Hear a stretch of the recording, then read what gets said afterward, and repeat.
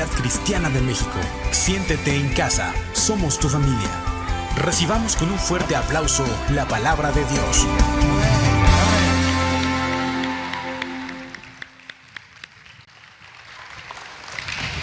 El nervio, hermanos, da mucho nervio, de verdad, transmitir. Y ahorita una chica me dice, una niña tan hermosa, ¿dónde estás, Karen? ¿Dónde estás? Esta niña, le digo, ¿quién eres tú? Soy fulanita, le digo, ¿me conoció así? Y me decía, Dios con usted. Así es, ¿verdad? Amén. Entonces, es bien bonito vernos, saludarnos, decirle, quítate tantito el cubrebocas para reconocerte. Y bueno, somos una gran familia que el Señor ha plantado en este lugar. Y gracias porque tú has hecho de esta casa tu familia espiritual. Amén. Vamos a orar. Dios tiene una palabra muy especial para nosotros. Creo que Dios nos va a bendecir. Y también te recomiendo que oigas la de la mañana. Le tocó a Brenda predicar y habló casi de lo mismo, pero hablando del propósito que Dios tiene para nosotros. Ahí también la puedes ver. Vamos a orar. Señor, te damos muchas gracias esta tarde porque tú nos permites transmitir esta palabra que sabemos que será de gran bendición. Te pido que tú nos bendigas, me bendigas y que todos tengamos un corazón y un oído atento. Gracias en el nombre de Jesús. Amén. Amén. Esta palabra se llama corre tras la visión. Corre tras la visión. En este tiempo tan difícil, tan complicado, Dios quiere que vivamos hasta un tiempo profético. Él decía que vivamos los sueños de Dios y sus propósitos, no solamente para nosotros, sino para nuestra familia, para nuestra ciudad, para nuestro país, para la humanidad completa. Nosotros somos los elegidos. La iglesia es lo que Dios ha elegido, porque nosotros tenemos el corazón de Dios para efectuar los cambios que quiere hacer desde nuestra ciudad, desde nuestro hogar y todo el mundo. Si la iglesia despierta, créeme que Dios estará cumpliendo el tiempo profético y sus propósitos. Fíjate, en Romanos 8, 18 y 19 dice: pues tengo por cierto que las aflicciones del tiempo presente no son comparables con la gloria venidera que en nosotros ha de manifestarse, porque el anhelo ardiente, fíjate, el anhelo ardiente de la creación es aguardar la manifestación de los hijos de Dios. La gente está perdida, las personas necesitan una esperanza, en algo en que confiar, está a veces desesperada, desorientada, sin propósito, pero aquí dice que el anhelo ardiente de la creación es aguardar la manifestación de los hijos de Dios. Y por eso tenemos que estar en el canal de Dios para hacer ese vaso, esa bendición, donde el propósito y los proyectos y los sueños de Dios se van a llevar a cabo. Amén. ¿Lo creemos, iglesia? Amén. Si tú estás en otro canal y en otro rollo, créeme que va a ser muy difícil que tú puedas percibir lo que Dios quiere hacer en ti y a través de tu vida. Va a ser muy complicado. En Hebreos, fíjate, dice en Hebreos 13:39, dice: no perdáis pues vuestra confianza, que tiene grande galardón, porque os es necesaria la paciencia para que, habiendo hecho la voluntad de Dios, obtengáis la promesa. Necesitamos vivir dentro de los parámetros, de los conceptos, de la voluntad de Dios, para que se puedan cumplir y pueda llegar la promesa. Hay promesas que a lo mejor no has alcanzado del todo, porque necesitamos meditar en nuestro corazón y entender que mi vida, mi corazón, mi proyecto necesita alinearse a la voluntad de Dios. Dice en el 37, porque aún un poquito, y el que ha de venir vendrá y no tardará, mas el justo vivirá por fe. Y si retrocediere, no agradará mi alma. Pero nosotros no somos de los que retroceden para perdición, sino de los que tienen fe para la preservación del alma. Hay una versión, vamos a ver Habacuc, bueno, aquí está diciendo que lo que Dios ha prometido lo va a cumplir. Y aunque digamos, se está tardando la promesa, dice que no nos debemos impacientar, porque el que ha de venir, aunque está hablando de la venida de Cristo, dice no tardará, porque es una promesa. Hay promesa en nuestra vida, hay promesa, hay esperanza de vida y de bendición, pero dice, necesitas mantenerte fe y esperar la promesa con paciencia, porque si tú retrocedes, cuando hablamos de retroceder, hablamos de volvernos a la vida antigua, de bajar el corazón, de bajar la fe, de ya no confiar. Y es triste, hermanos, que personas que un día fueron creyentes, que fueron predicadores, que escribieron libros, incluso animaron a otros a caminar con Dios, hoy puedan decir a través de las redes sociales que Jesús no existe y que todo eso no es verdad. Es triste, soy muy mala para los nombres, pero sé de personajes que han hecho mucho ruido en el tiempo pasado, que ahora están declarando en sus redes que todo eso es falso. Entonces aquí dice, pero nosotros no somos de los que retroceden para perdición, sino de los que tienen fe para preservación del alma. Vamos al libro de Habacuc. Dice, yo te recomiendo que leas el libro de Habacuc. De hecho, Habacuc quiere decir abrazo de Dios. Él vivió en una época muy difícil, muy complicada, y él estaba diciendo en los primeros versículos de ese libro, él está viendo demasiadas atrocidades, injusticias, vio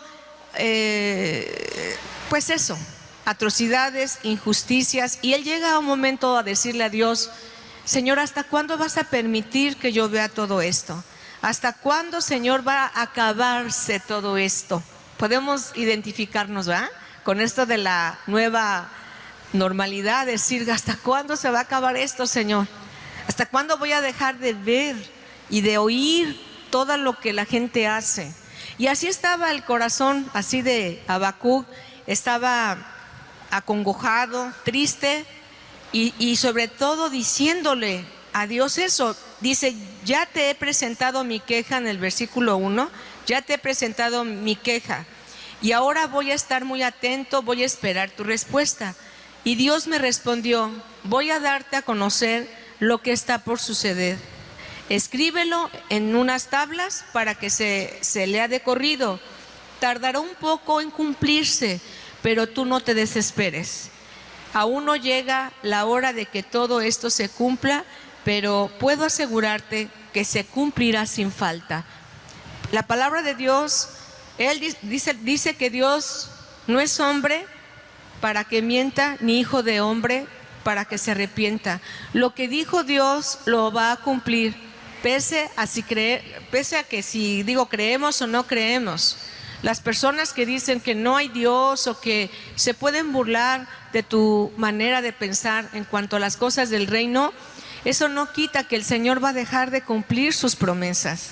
Pero hoy vamos a enfocar esta palabra a las promesas que Dios tiene para ti y la visión que Dios tiene para tu vida. Así seas un adulto, así seas abuelo, abuela como yo, o un joven, alguien que empieza una nueva relación, etcétera. Dios tiene un plan maravilloso, por eso esta palabra se llama corre tras la visión. La visión, después de todo, es el sueño de Dios cumpliéndose, pero para que se vea, fíjate, para que se cumplan los sueños de Dios, necesita hombres y mujeres fieles, hombres y mujeres comprometidos con el reino y sobre todo con el entendido de que hay algo más que esta vida, hay algo más que lo que mis ojos alcanzan a ver.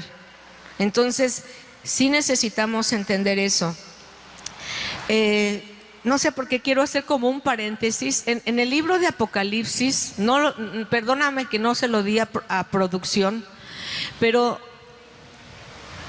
hay una como, no regaño, pero sí una exhortación a un tipo de cristianos que estaban en la Odisea. Si lo puedes proyectar, es Apocalipsis 3:17, donde le dice Dios tenía un sueño para la Odisea, Dios tenía un propósito, pero esos cristianos de ese tiempo se miraban a sí mismos, decían: yo no tengo necesidad de nada, yo soy rico, tengo todo y no tengo necesidad de nada. Y ahí había un problema.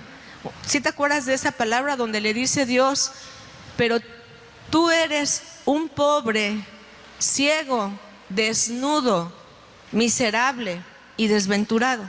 Ahí está.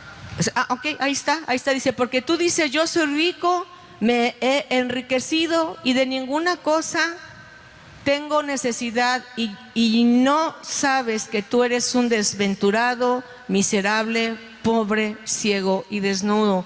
Aquí lo que yo entiendo es que el Señor aquí hay dos puntos opuestos. La persona se ve, el cristiano común, que no es profundo en la palabra, que no ha echado verdaderas raíces, él se ve bien.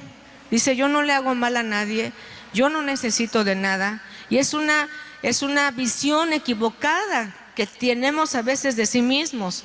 Pero aquí Dios le dice: no te das cuenta porque yo sé que tú eres. ¿Y cuál era el problema? Vete al versículo 13, por favor, o el 15.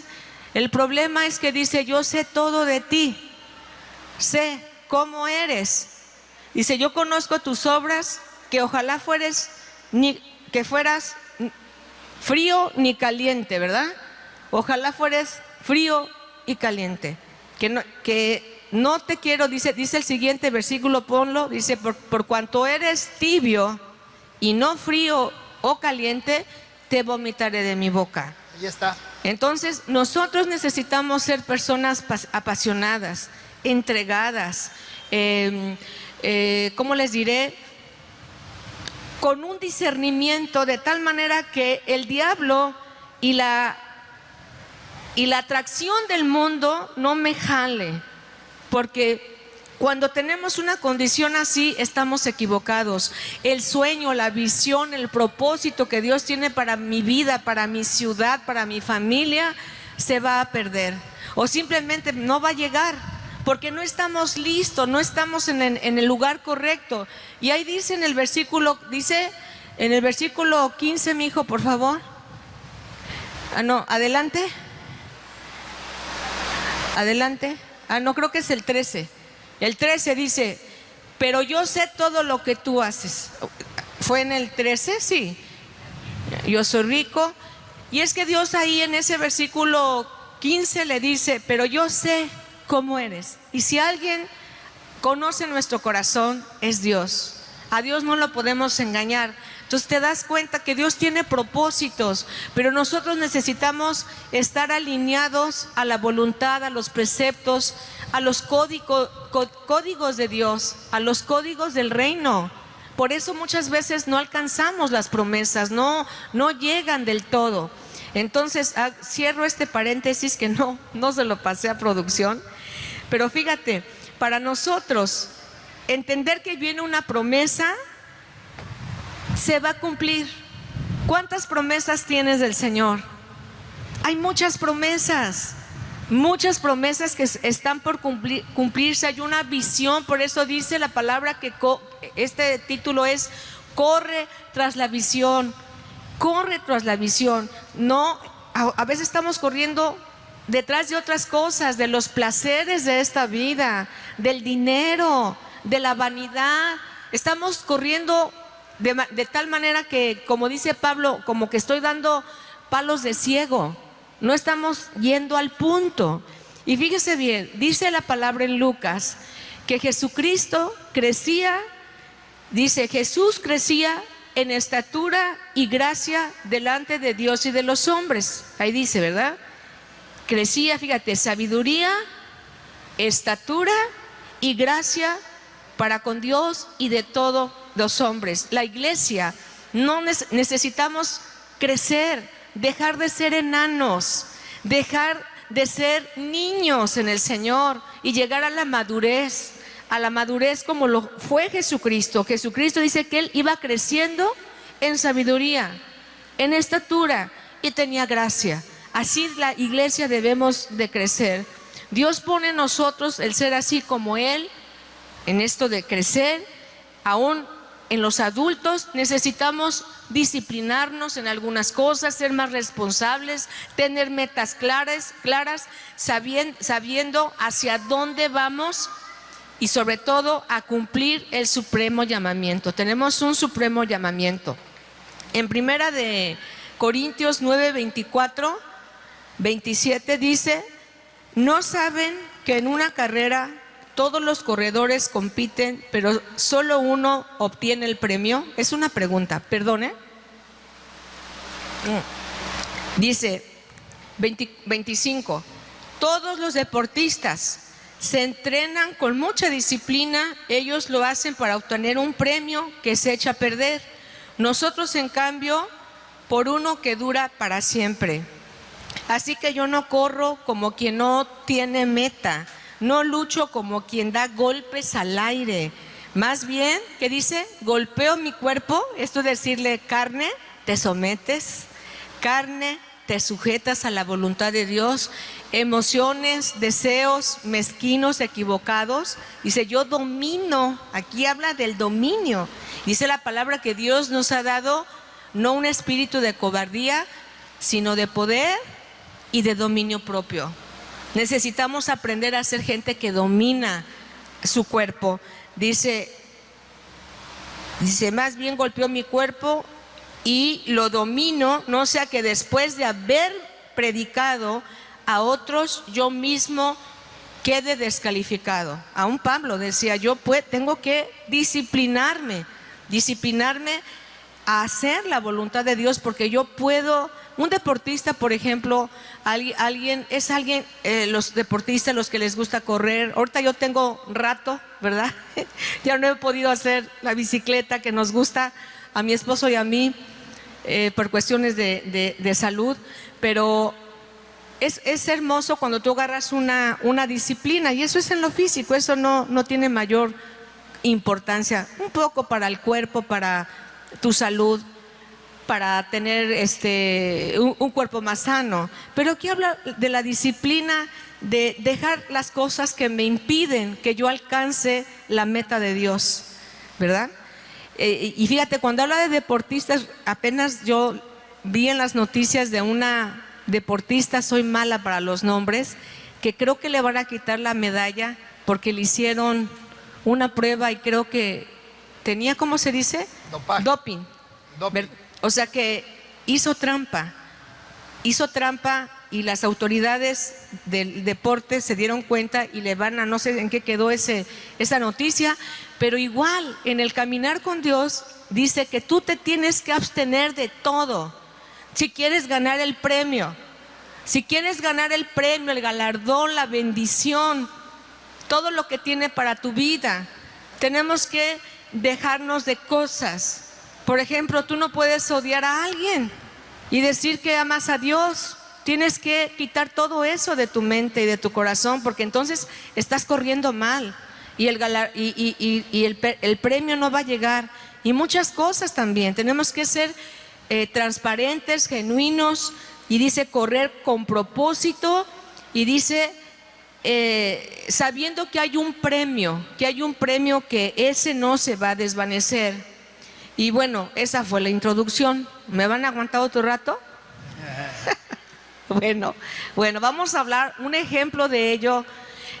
Alguien que tuvo sueños y que al principio no los entendió y que a lo mejor fue un poco arrogante, es José. ¿Sí se acuerdan la historia de José? José el soñador. Sabemos que a los 17 años dice la Biblia que él tuvo varios sueños. Dice que tuvo sueños. Pero fíjate, antes de decirte del sueño, su papá le había regalado una túnica la túnica de muchos colores, que esto es y significa la multisabiduría de Dios, se da a conocer por medio de la iglesia. Dios le entrega hoy a la iglesia como una túnica. Esto significa la multisabiduría de Dios sea ahora dada a conocer por medio de la iglesia a los principados, potestades en los lugares celestiales. Entonces, volviendo con José, a él se le dio una túnica. Él iba a ser, teniendo este ejemplo, él iba a desarrollar un carácter con sabiduría, multisabiduría, porque sabemos cómo fue llevándolo Dios a cumplir el sueño. Cuando lo declaró a sus hermanos, los primeros sueños, entonces hasta su papá le dijo: oye, cállate, no seas arrogante, no andas presumiendo. Porque decía el papá: ¿qué nos vamos a inclinar ante ti? Él tenía 17 años, provocó envidia a sus hermanos. Si estás de acuerdo, dice que provocó envidia. Vamos a Génesis 37:8, ahí lo tenemos. Antes de que continúes, hablar de la multiforme sabiduría de Dios, la túnica de colores que se le dio a José, habla de muchas formas de sabiduría, y él efectivamente al final mostró una gran sabiduría para lo que se le encargó. Actualmente en la iglesia Dios nos da una túnica de colores, que son los diferentes ministerios que tenemos, de jóvenes, de niños, de adultos, de matrimonios, etcétera, donde la multiforme sabiduría de Dios se da a conocer a través de los apóstoles, profetas, pastores, maestros, evangelistas. Son diferentes áreas donde la iglesia se manifiesta de diferentes maneras con sabiduría de Dios para bendecir a la gente. Amén. Amén. Amén. Un aplauso al pastor. Gracias, amor. Así es. Así es. En Génesis 37:9 dice: soñó. Bueno, primero el 8 dice: le respondieron sus hermanos: ¿reinarás tú sobre nosotros o señorearás sobre nosotros? Y le aborrecieron aún más a causa de sus sueños y sus palabras. Él provocó un enojo cuando él decía: oye, es que soñé esto, ¿verdad? Por eso le dicen: ¿qué nos vamos nosotros a inclinar? En el 9 dice: soñó otro sueño y lo contó a sus hermanos diciendo: he aquí que he soñado otro sueño, y aquí que el sol y la luna, 11 estrellas, se inclinaban a mí. Y lo contó a su padre y a sus hermanos, y su padre le reprendió y le dijo: ¿qué sueño es este que soñaste? ¿Acaso vendremos yo y tu madre y tus hermanos a postrarnos en tierra ante ti? Y sus hermanos le tenían envidia, mas su padre meditaba en esto. Fíjate, el diablo le tiene miedo y envidia a la iglesia. Sí. El enemigo de nuestras almas tiene envidia y está, porque hay sueños, hay proyectos de Dios. Pero bueno, en este caso, él estaba diciendo algo así como lo soñó tal, y empezó a provocar un celo. A veces podemos decir: pero mejor no digo lo que soñé, ¿verdad? No lo voy a decir, no quiero provocar envidia a nadie, ¿verdad? Entonces, una persona con visión, fíjate, una persona que tiene la visión de Dios, que desea que los sueños de Dios se cumplan, es íntegra. Acuérdate que José fue vendido por sus hermanos a un grupo de ismaelitas, y estos a su vez lo vendieron como esclavo en Egipto. Y fue a dar a casa de Potifar, donde éste lo puso a cargo de toda su casa. Entonces yo te pregunto: ¿qué vería Potifar cuando lo vio entre tantos esclavos? A lo mejor vio un joven sereno, tal vez angustiado, tal vez apagado por lo que había pasado con él, de haberlo, qué sé yo, ya ve que lo pusieron en el pozo, luego lo sacaron, un hermano dijo: no lo maten, vamos a venderlo. Pero vio Potifar algo en este joven y lo compró. Luego sabemos la historia, que él fue llevado a su casa, lo puso como mayordomo de todos sus bienes, ¿verdad? Y él era íntegro de corazón, aunque se dice por ahí que cuando la mujer se le lanza, y aguas, ¿verdad?, con esas mujeres que se lanzan a los varones, hay una atracción, un atractivo sexual.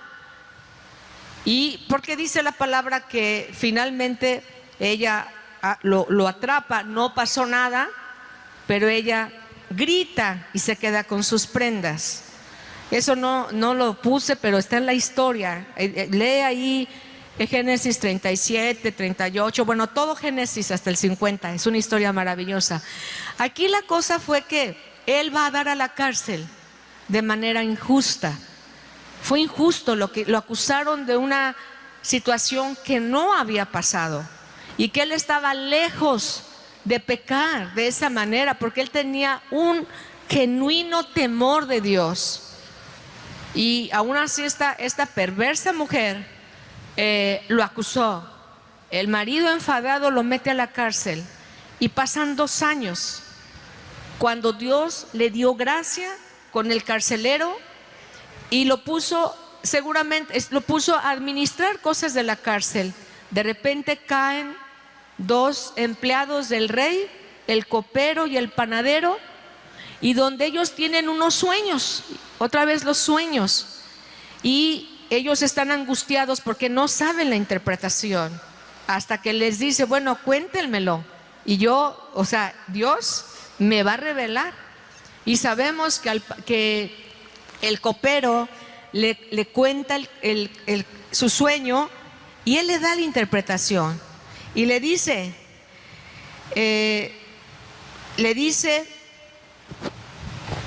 vas a regresar a tu lugar.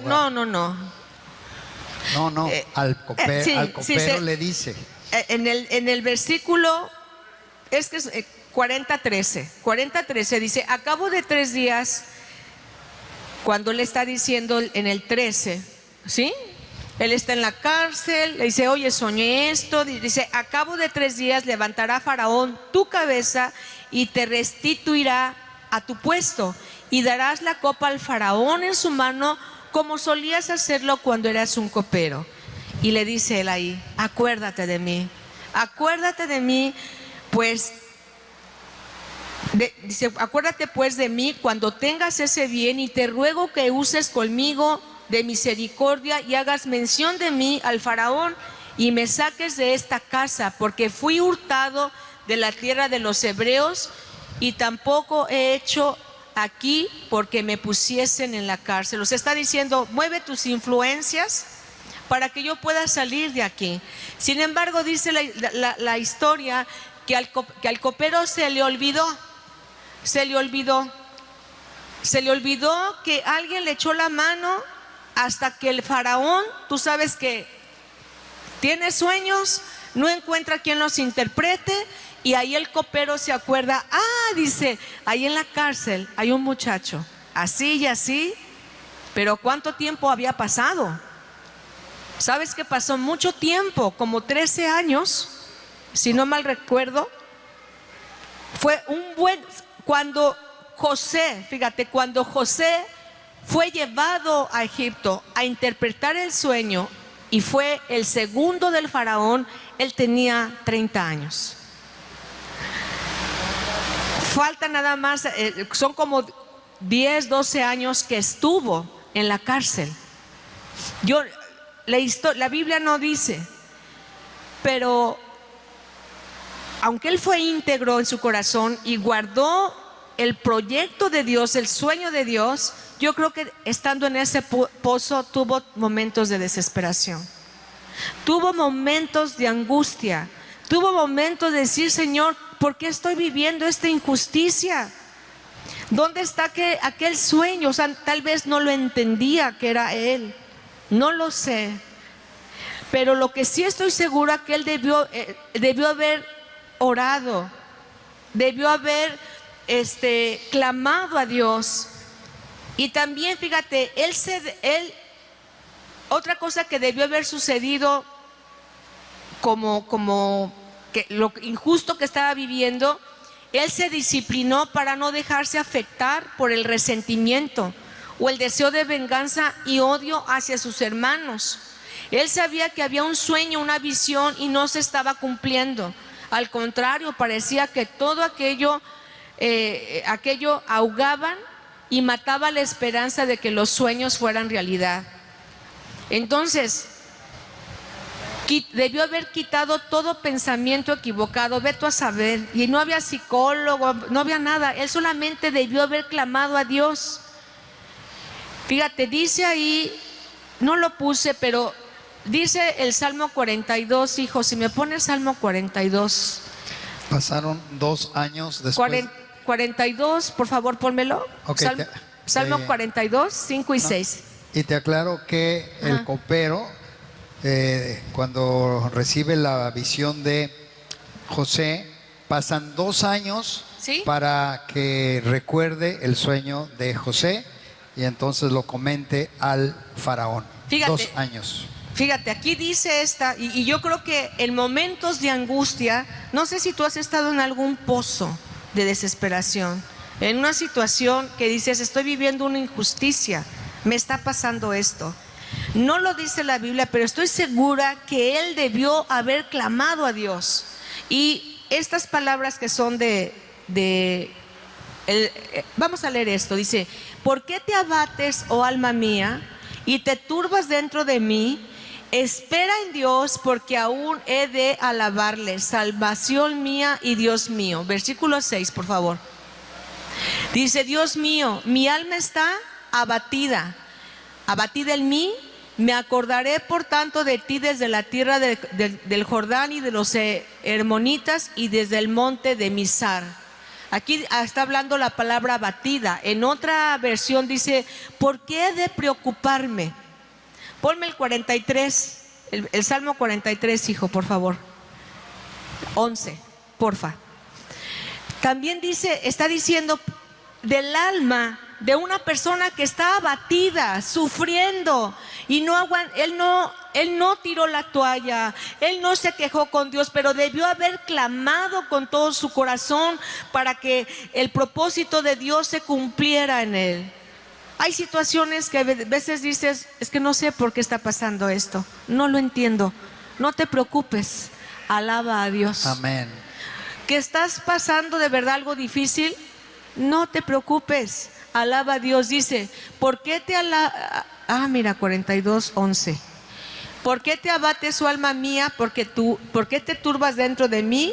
Espera en Dios, porque aún he de alabarle, salvación mía, Dios mío. Bueno, en el 43 dice también lo mismo.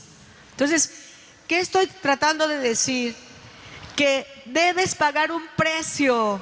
Necesitamos pagar el precio para que se cumpla el proyecto de Dios en tu vida. Y esto no es de sufrir, es una cuestión de fe. Amén. Di fe. Fe. De creerle a Dios, que la palabra de Dios se cumplirá, la promesa de Dios se cumplirá. Y dice: amén, y no tardará. Escríbela y la vas a leer de corrido. Y eso va a pasar en tu vida y en la mía. Pero no te abates, no te preocupes, no dudes de que la promesa de Dios vendrá y se cumplirá, porque estás en el proyecto de divino. Pero no retrocedas. Amén. No seas una persona, amén, que voltea atrás. Amén. Dale. No seas una persona que se vuelve al mundo, que vive bajo los criterios del mundo. No puedes vivir así. No, tienes que pelear y correr la carrera genuinamente, sin meterle el pie a nadie, sin hacer trampa, trampa. Eso simplemente. Dice Dios, fíjate, tiene lo mejor para nosotros y para la familia. En Génesis 50:15 vamos a leer. Fíjate, yo puse aquí: sueña lo mejor también para ti. A veces a lo mejor te sientes acabado, que no hay esperanza, pero tú debes de entender que Dios tiene planes para ti, para tu familia. Por eso sueña los sueños de Dios. Sueña los sueños, ve tras esa visión, que los propósitos de Dios se cumplirán, la visión, y no tardará, no tardará. Amén. Fíjate, no dice aquí ¿Por qué te digo que él no se dejó afectar? Porque si hubiera guardado rencor, no hubiera reaccionado como reaccionó. Hubo un momento en que, es verdad, estos hijos llegaron a Egipto, tú sabes la historia, no hubo mucha hambre en Canaán. Ellos oían que había grano en Egipto, el papá los mandó a comprar, y cuando lo vieron, porque él era el gobernador, lee la historia, cuando esto había sucedido ya era el gobernador de Egipto, era quien había recibido la estrategia de cómo mantener el alimento para el tiempo de la crisis, porque acuérdate que fueron 7 años de vacas gordas y luego las vacas flacas. Entonces, cuando ellos ven a sus hermanos, él ve a sus hermanos no lo reconocieron. Ya habían pasado 12 años, como 10 o 12 años. Más o menos. Entonces, dice allí, al reflexionar sobre la muerte de su padre, los hermanos de José concluyeron: tal vez José nos guarde rencor y ahora quiera vengarse de todo el mal que le hicimos. La verdad, dices, estos canijos, ¿por qué lo trataron así? ¿Por qué? Por envidia. Por eso lo hicieron, porque tenían envidia de que él era el hijo amado, el hijo que había tenido con la mujer que había amado toda su vida. Bueno, la historia está bien padre porque tuvo 2 mujeres y otras 2 concubinas, pero no voy a meter en eso. Eso ya no se usa hoy, nada más es una mujer.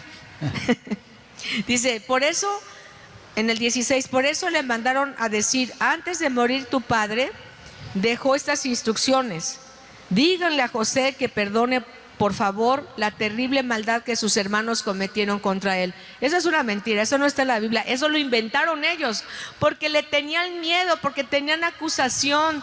No se habían arrepentido de corazón, porque pensaron que cuando muriera, estaban pensando que cuando murió el papá, él iba a tomar venganza, y no fue así. Dice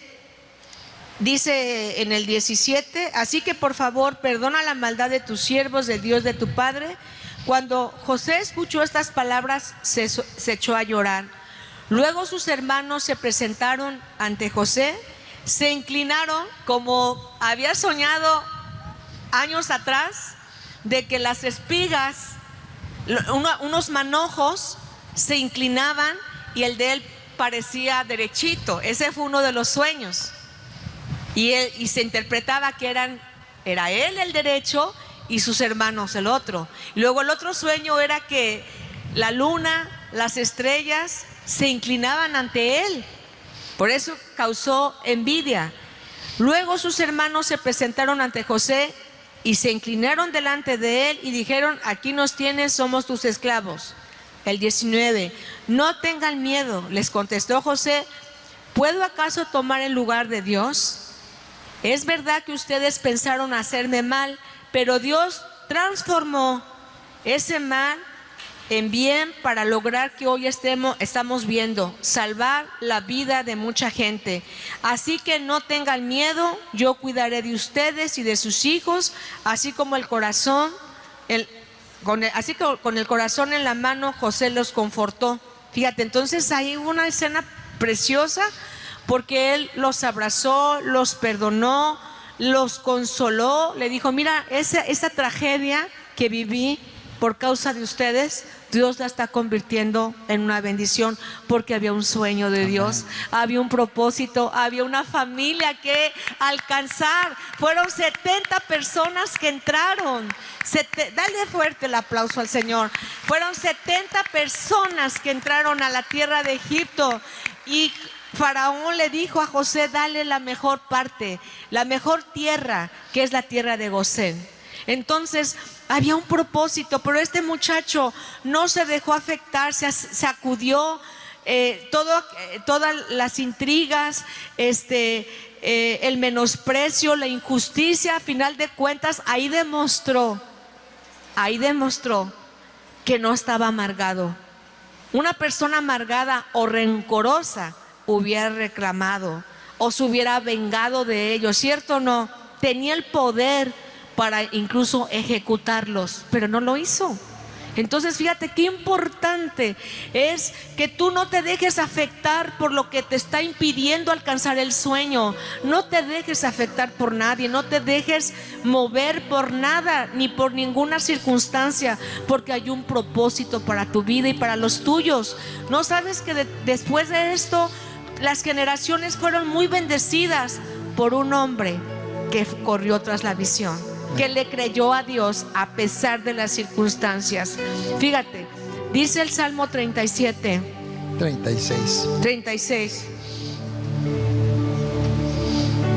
Fíjate, dice Salmo 36, 7, 9, dice en la versión internacional: cuán precioso, oh Dios, es tu gran amor. Todo ser humano halla refugio a la sombra de tus alas. Se sacian de la abundancia de tu casa, le das a beber de tu río de deleites, porque en ti está la fuente de la vida y en tu luz veremos la luz. José fue una luz para ellos. Él experimentó el amor de Dios. Hoy que estamos festejando, ¿verdad?, en estas fechas, el amor y la amistad, dice que el gran amor de Dios cubre todo, y dice: todo ser humano halla refugio a la sombra de tus alas. Yo me imagino que José experimentó ese amor en esa cárcel.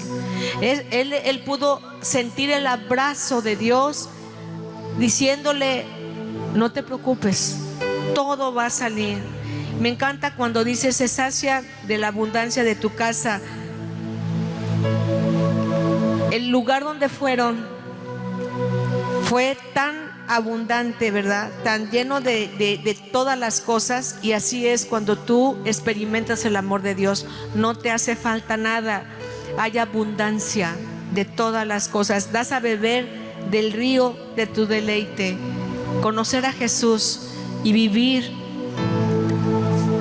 con sus criterios, teniendo la fe, es un deleite constante. Sí.